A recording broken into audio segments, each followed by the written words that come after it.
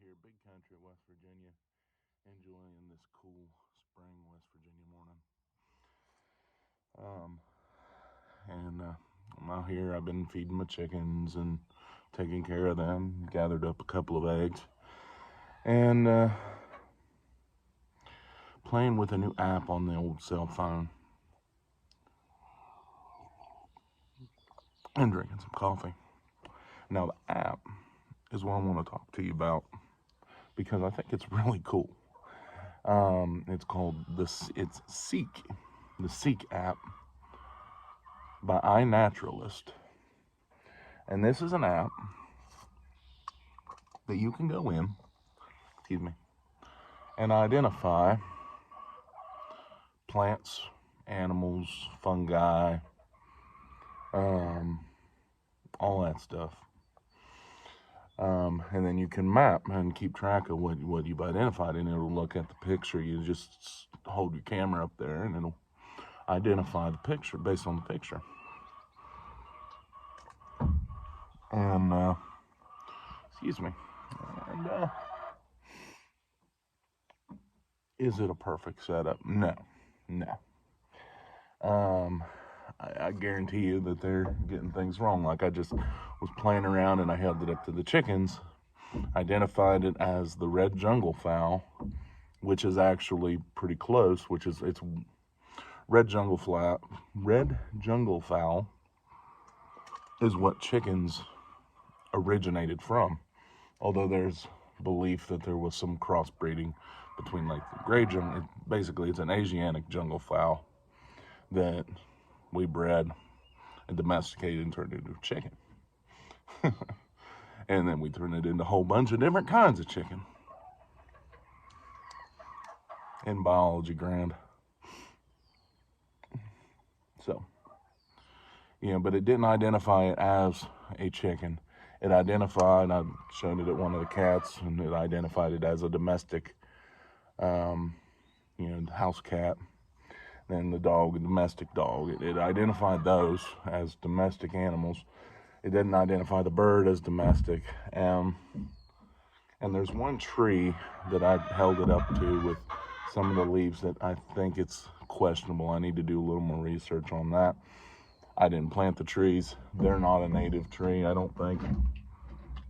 I think it's something that the previous owners had planted at some point somewhere else on the property, and then it wound up growing in the old junk pile. Because I have a junk pile, which I didn't start and didn't add to. I haven't added to it from back in the days.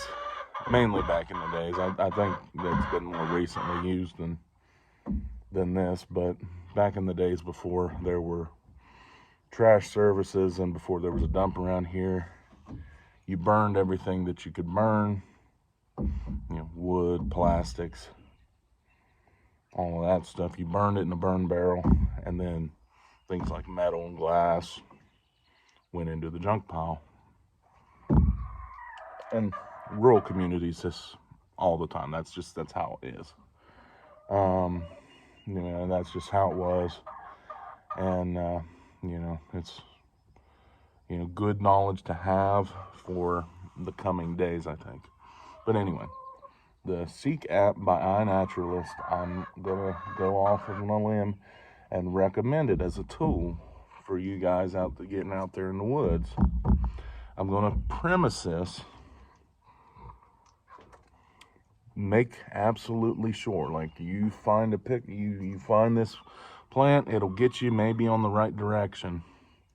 But then you do the research and you look and you make sure that you identify it properly if it's edible.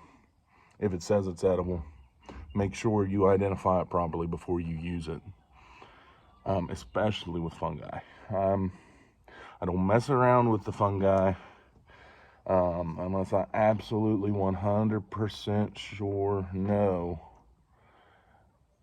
what it is, because here's the deal. A plant might kill you if you eat a little bit of it. A poisonous plant, it might kill you. Most of the plants, if you just eat a little bit, it probably won't kill you. It'll just make you really, really wish you was dead. But there are mushrooms out there, and different fungi out there that if you eat even a little bit, you will be dead. Like the fungi, I don't want to mess with them.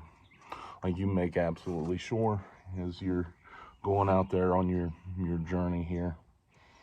But if you have this smartphone technology, if you have this kind of stuff out there, utilize it for something other than, taking selfies and watching ugly guys like me out in the woods talk in front of an iPhone. Drink our morning coffee. It's already gotten cold because I was an idiot and just grabbed this coffee mug to take it out here, and I've been out here too long. And what's left of my coffee is going cold.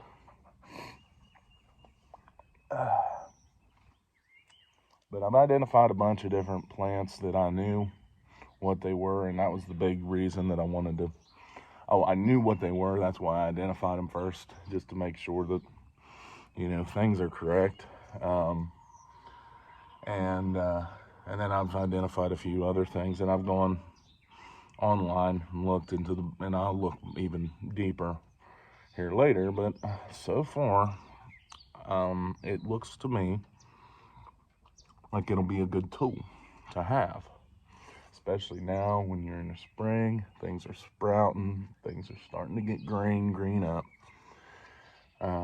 and it'll be handy. And because things like,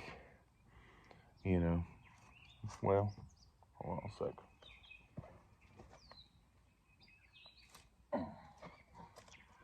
This dead nettle here, which is edible. It's purple dead nettle. There's also another plant, and I can't remember the name of it. Hibiscus or hibin something, I think. But they grow together. They look almost identical, but they're both edible, so you don't have to worry about that. They're in the mint family. They're like a kind of mint, and they actually do have kind of a minty taste. But they're very, very, very tasty, very nutritional, and they grow everywhere.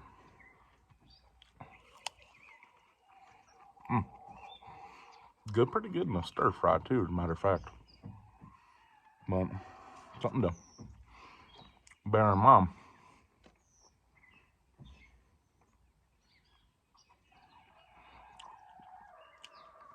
And then I identified it. Like, that was one of the ones that I know of that I went out and I checked and said that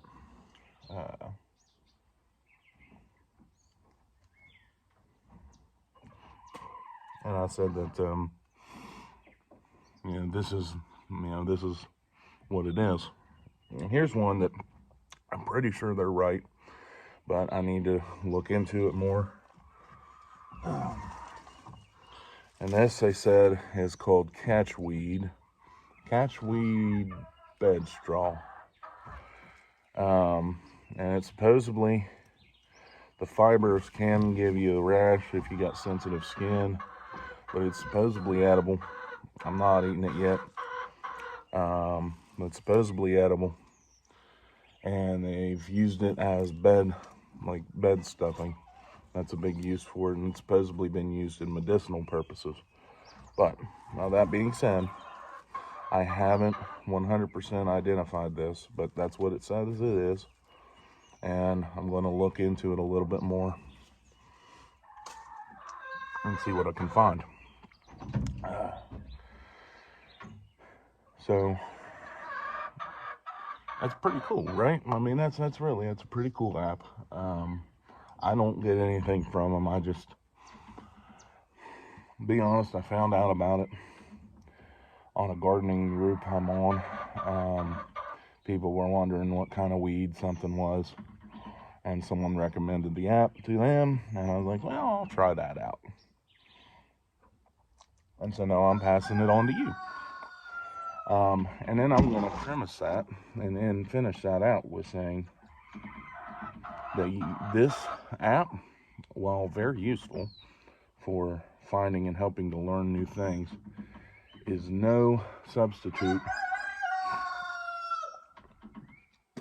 for your hardback books and, you know, that knowledge that you carry in your brain. All right, it's a good thing to help you get in the right direction. I would say I wouldn't trust it 100%. But yeah, your plant books, even the internet searches are good, but also grid goes down. What are you gonna do? So I recommend having that kind of information in a hardback or at least a hard copy paper form, even if it's printer paper in a 3-ring binder. Like, I recommend that.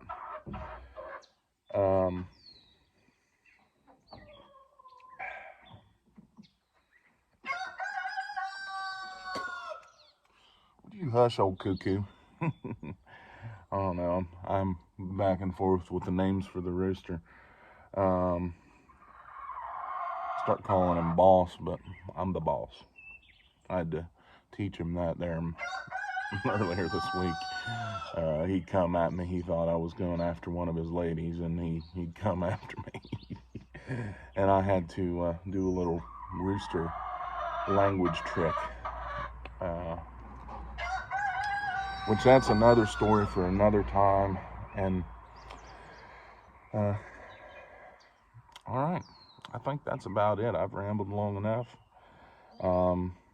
Whether you use that app or not, get out into the woods, get out into your fields and your yards, and look for the weeds out there.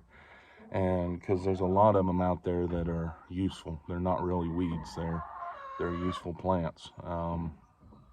You know, that purple dead nettle, people talk about how they've got them everywhere. And around here they do. They're everywhere. And but they're useful. They're so useful. They're so good for you. And you know, am I going to survive eating only purple dead nettle? No, but it is something good in the spring that you can add to your diet, and especially when the hard times coming ahead. And you know, people like me, I'm not going to have access to a lot of different fruits and a lot of, you know, like the vegetables, mainly the fruits. I'm not going to have access to like fresh oranges. You know, if the supply chain completely crashes, I'm just not. Like, I don't have a big old hoop house that I can grow orange and lemon trees in. You know, that's one example, is the citrus fruits. So, how do you get vitamin C when you live here in the woods? You know, in rural West Virginia. There's plants. You've got to know where the plants that have the vitamin C are. And I'm not 100% sure if the dead nettle have much vitamin C. But that's just kind of my point here, is that you've got to know where those sources are. One source I've got on my property is pine trees, pine needles, very high in vitamin C. A lot of your fruits are high. A lot of your fruits have vitamin C. I mean, even like apples, I think, have vitamin C in them. And you know, persimmons, they have a vitamin C in them. I've got some of them on my property. But that's just, like I said, that's just one example, and something that you guys need to be considering. Especially those of you that don't live in the tropical climates, that aren't going to have, you know, the year-round growing seasons. And you know what? Most of what you're going to eat in the wintertime is going to be meats and starches, if you're lucky. You know, your potatoes and, you know, your meats, and I mean, and what you can, obviously, you know, green beans and stuff. But you know, your root crops, your grains, because that's what'll store through the winter, without modern canning, that is.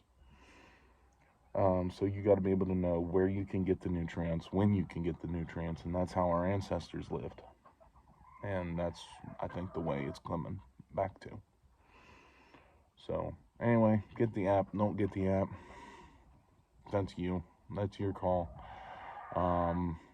But definitely get out there and get identifying what you can eat in your area. I'm going to be out of here. And y'all have a good one. God bless.